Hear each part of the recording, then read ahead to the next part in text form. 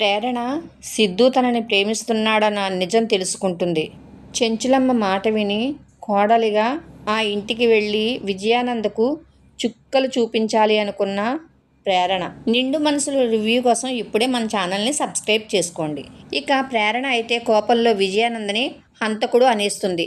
ఏంటి నువ్వు మాట్లాడుతుంది అని మంజు అడుగుతుంది. ఇక విజయానంద్ అయితే అమ్మో ఈ సిద్ధుగాడు నా మీద ఉన్న అనుమానాన్నంతా కూడా ఈ ప్రేరణకి చెప్పేసినట్టున్నాడు. ఇక ఈ ప్రేరణకి అసలు విషయం తెలిసిపోయింది. ఇక అందరి ముందు బయట పెట్టేసింది. ఇప్పుడు నేనేం చెయ్యాలా అనేసి ఒక క్షణం ఆలోచించి ఇక వెంటనే మంజుకి సిద్ధును దూరం చెయ్యాలనేసి ఇక యాక్షన్ చేయడం మొదలు పెట్టేస్తాడు. తనకి ఎంతో గుండెల్లో నొప్పి వచ్చేసినట్లుగా గుండె పట్టుకుని మంజు మంజు సిద్ధుని నేను ఎంత ప్రేమగా పెంచాను, నా గుండెల మీద ఎత్తుకుని ఆడించాను, ఒక తండ్రిలాగే చూసుకున్నాను, ఎంత ప్రేమగా చూసుకున్నాను. కానీ ఈరోజు చూసావా వాడు ఎంత మాట అనిపించాడో తన భార్యతోనూ. తను అంత మాట అన్నది అంటే కనుక కారణం వీడే కదా అని అంటూ ఉంటాడు. ఏంటండి మీరు ఊరుకోండి, మీరేం బాధపడకండి, మీ గురించి నాకు తెలియదా, ఉండండి మీరు కూర్చోండి అని కుర్చీలో కూర్చోబెడుతుంది విజయానందని మంజు. చిచి సిద్ధు నువ్వు చేసింది ఏమైనా కరెక్ట్గా ఉందా? ఇలాంటి వాళ్ళ కోసమా నిన్ను చిన్నప్పటి నుంచి తండ్రిలాగా పెంచిన అతన్ని అంత మాట అనిపించావా? ప్రేరణతో నువ్వు అనలేక అనిపించావు. చాలు చాలు, ఇప్పటి వరకు జరిగింది చాలు. నా కన్న ప్రేమను నువ్వు అర్థం చేసుకోలేకపోయావు. నా కన్న ప్రేమ నిన్ను నా దగ్గర ఉండేలా చేసింది. ఇక నుంచి నువ్వు నా దగ్గర ఉండొద్దు, నీకు నాకు ఎలాంటి సంబంధం లేదు అని సిద్ధుతో చెప్పి ఏమండి లేవండి ఇక వెళ్ళిపోదాం, మనకు వీడికి ఎలాంటి సంబంధము లేదు అని విజయానందని తీసుకుని మంజు చాలా కోపంగా అక్కడి నుంచి వెళ్ళిపోతుంది.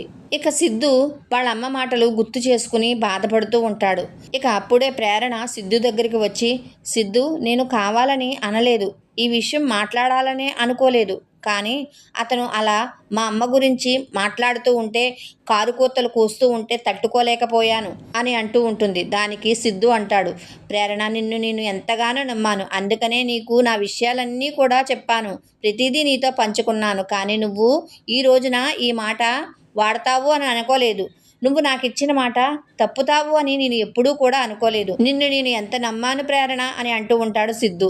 సిద్ధు చెబుతున్నాను కదా నన్ను క్షమించు, నేను ఆ మాట అనుండకూడదు, కానీ ఏం చేయను, నా పరిస్థితి కూడా నువ్వు చూస్తూనే ఉన్నావు కదా, అర్థం చేసుకో అంటే ప్రేరణ నీ పరిస్థితి ఏదైనా అర్థం చేసుకోవచ్చు, కానీ నేను మా అమ్మకి దగ్గరయ్యాను అంటే కారణం నువ్వే, నీకు రుణపడి ఉంటాను, కానీ ఈరోజు మా అమ్మ నుంచి దూరం అవ్వడానికి కారణం కూడా నువ్వే, అదే నాకు బాధ అనిపిస్తుంది. ఇక ఈ జన్మలో మా అమ్మ నా మొహం చూడదనేసి నాకు అర్థమైపోయింది.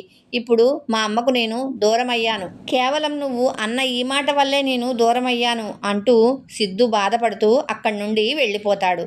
ఇక ప్రేరణ లోపలికి వచ్చి వాళ్ళ అమ్మతో అంటుంది, ఏంటమ్మా నేను అన్న దాంట్లో ఏదో తప్పున్నట్టు సిద్ధు నా మీదే నింద వేసేసి వెళ్ళిపోతున్నాడు, నా మీద నమ్మకంతోనూ నాతో చెప్పాడు ఆ విషయం, కాదనను, కానీ నిన్ను అన్ని మాటలు అంటూ ఉంటే నేను తట్టుకోలేకపోయాను, ఆవేశంలో కోపంలో బాధలో నిజం చెప్పేశాను. ఇక సిద్ధు వాళ్ళ అమ్మగారేమో ఏమాత్రము కూడా నేను చెప్పిన దాని గురించి అర్థం చేసుకోకుండా ఆలోచించకుండా ఇక సిద్ధుతో సంబంధమే వద్దు అనేసి ఆవిడైతే కనుక తన భర్తతో చక్కగా కలిసి వెళ్ళిపోయారు. నేనేం చేశానమ్మా ఇందులో, నా తప్పు ఏమైనా ఉందా అని అంటూ ఉంటే సిద్ధుని నువ్వు సరిగ్గా అర్థం చేసుకోలేదమ్మా, సిద్ధు ఆ రోజు నలుగురు కోసం నీ మెడలోని తాళి కట్టాడు అని నువ్వు అపోహపడుతున్నావు, కానీ సిద్ధు నిన్ను మనస్ఫూర్తిగా ప్రేమించాడు అని ఇందిర చెప్తుంది. ఏంటమ్మా నువ్వు మాట్లాడేది అని అంటే, అవును సిద్ధు లాంటి మంచివాడు దొరకడం నిజంగా నీ అదృష్టమే, సిద్ధు నిన్ను మనసారా ప్రేమించాడు, నిన్ను ప్రేమించిన విషయం మొదట నాతోనే వచ్చి చెప్పాడు, నేను ఒప్పుకుంటేనే నిన్ను ప్రేమిస్తానని నిన్ను పెళ్లి చేసుకుంటానని అన్నాడు. అలాంటి మంచివాళ్ళు ఇప్పుడు ఎవరైనా ఉన్నారా? అలా తల్లితో చెప్పి ప్రేమించే వాళ్ళు ఉన్నారా? అందుకే నేను సిద్ధుని సరే అనేసి ఒప్పుకున్నాను. ఒకరోజు నీతో తన ప్రేమ విషయం చెప్పాలని నన్ను అడిగి నిన్ను బయటకు తీసుకువెళ్ళాడు, కానీ ఆ రోజు కుదరలేదు, తన ప్రేమ విషయం బయట పెట్టకుండానే నీకు సిద్ధుకి పెళ్ళైపోయింది, తను నీ మడలో తాళి కట్టేశాడు, అలాంటి సిద్ధుబాబుని ఈరోజు నువ్వు దూరం చేసుకుంటున్నావు అని ఇందిర అంటుంది. ప్రేరణ అంటుంది, అమ్మా సిద్ధు నన్ను ఎంతగా ప్రేమిస్తున్నాడా, నేను సిద్ధుని అర్థం చేసుకోలేకపోయానా అంటూ ప్రేరణ అయితే బాధపడుతూ ఉంటుంది. ఇక మరుసటి రోజు చెంచులమ్మ ప్రేరణను చూసి ఏంటి ఎలా ఉంది కొత్త జీవితం, కొత్త పెళ్లి కూతురివి, ఏంటి విశేషాలు అని అడుగుతూ ఉంటుంది. ఇక ప్రేరణ అయితే మొత్తం చెంచులమ్మకు జరిగిందంతా కూడా చెప్తూ ఉంటుంది. విజయానంద్ చేసిన కుట్రల గురించి, వాళ్ళ అమ్మని అన్న మాటల గురించి అన్నీ కూడా మొత్తం చెప్పేస్తుంది. ఇక చెంచులమ్మ అంటుంది, చూడు ప్రేరణ, నీ పెళ్లి సీతారాముల కళ్యాణం రోజున జరిగింది. తాళే ఎంతో పవిత్రమైనది. అలాంటిది ఆ పవిత్రమైన రోజున నీకు పెళ్లి జరిగింది. సిద్ధు మనసున్నవాడు, నిన్నెంతగానో ప్రేమిస్తున్నాడు. అతని మాటలను బట్టే నాకు అర్థమయ్యింది. నువ్వు కూడా సిద్ధుని అర్థం చేసుకో. తన తల్లి తనని వద్దందని ఇప్పుడు సిద్ధు చాలా బాధగా ఉన్నాడు. ఇప్పుడు తనని నువ్వు ఆ బాధ నుంచి దూరం చెయ్యాలి అంటే ఆ తల్లి కొడుకుల్ని కలపాలి. ఆ తల్లి కొడుకుల్ని కలపాలి అంటే నువ్వు ఆ ఇంట్లో కోడలిగా అడుగు పెట్టాలి అని ధైర్యం చెప్పడంతో ఇక ప్రేరణకైతే కనుక చాలా ధైర్యం వస్తుంది. అప్పుడు ప్రేరణ అంటుంది, సిద్ధు నా మెడలోని తాళి కట్టిన రోజు కూడా నలుగురిలోనూ పొరుగు పోకుండా మీరు మాకు సపోర్ట్గా మాట్లాడారు. మీరంటే నాకు చాలా గౌరవం ఉంది. ఈరోజు నా పరిస్థితి అర్థం చేసుకుని మీరు నాకు ఎంతో ధైర్యం చెప్పారు. మీ మేలు ఎప్పటికీ మర్చిపోలేనమ్మా. ఇప్పుడే వెళ్తాను. వెళ్ళి కోడలిగా నా కర్తవ్యాన్ని నేను నిర్వర్తిస్తాను. నా అత్తింటిని, నా సిద్ధుని కాపాడుకుంటాను. అలాగే నా మామ రూపంలో ఉన్న ఆ విజయానందకి ఎలాగైనా సరే శిక్ష పడేలా చేస్తానని చెప్పేసి అంటూ ఉంటుంది. అప్పుడు చెంచలమ్మ అంటుంది, ఇది ఇలా ఉండాలి. ఆడపిల్లంటే ఇలా ధైర్యంగా ఉండాలి. ఇక ఆలస్యం చేయకు, నువ్వు వెంటనే బయలుదేరు అని అంటుంది. చెంచలమ్మ దగ్గర మరోసారి ఆశీర్వాదం తీసుకుని ఇక ఇంటికి వస్తుంది ప్రేరణ. అమ్మ అమ్మ అని పిలిచేసరికి ఇందిర చాలా హడావుడిగా వస్తుంది. ఏంటమ్మా ఇంత గట్టిగా పిలుస్తున్నావు అని ఇందిర అంటే, ఇప్పటి వరకు ఏడుస్తూ ఉన్నావు, ఇప్పుడెందుకు ఇలా అరుస్తున్నావే అంటే, అమ్మా నేను మా ఇంటికి వెళ్తున్నాను. మీ ఇంటికా? అవునమ్మా, నా అత్తింటికి నేను వెళ్తున్నాను. ఇది నా ఇల్లు కాదు కదా, అదే కదా నా ఇల్లు, అదే చెప్తున్నాను అంటుంది. ఏంటి ఈ మాటలు అంటున్నది నా కూతురేనా? అవునమ్మా నేనే. సిద్ధు వాళ్ళ అమ్మకు దూరం అయ్యాడు అంటే కారణం నేనే కదా.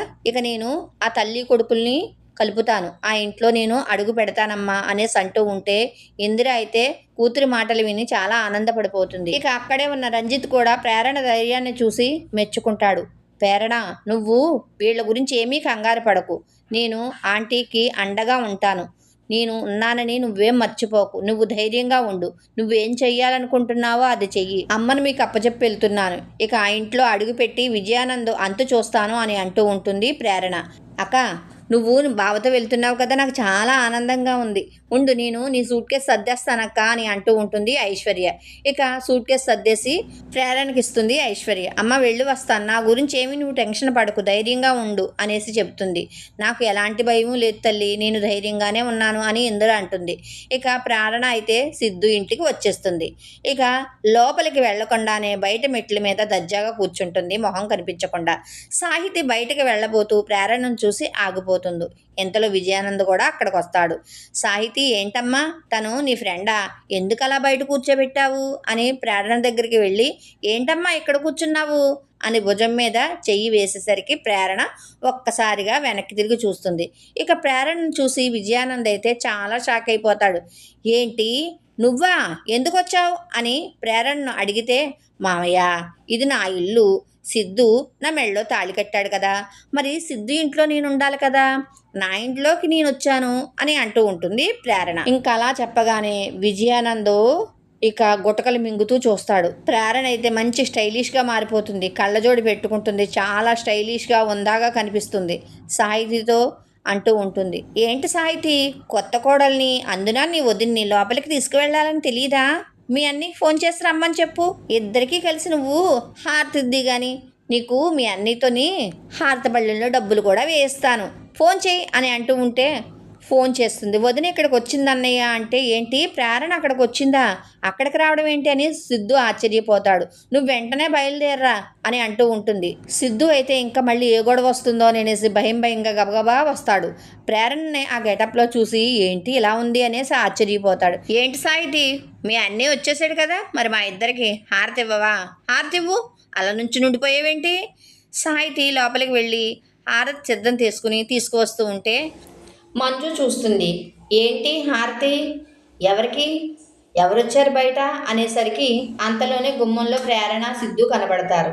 మంజుల చాలా కోపంగా హారతి పళ్ళెం కట్టేసి, ఏంటి చెప్పాను కదా నీకు మాకు ఎలాంటి సంబంధం లేదనేసి, మళ్ళీ ఎలా వచ్చావు, ఈ తల్లి మాట కాదన్నావు కదా, నువ్వు పెళ్లి చేసుకున్నావు కదా, ఇప్పుడెందుకు ఇక్కడికి వచ్చావు, వెళ్ళిపో అని చెప్పి అంటూ ఉంటే ప్రేరణ అంటుంది. ఏంటత్తయ్య అలా మాట్లాడతారు? వెళ్ళిపోవడానికా తాళి కట్టించుకుంది? నేనెక్కడికి వెళ్ళను.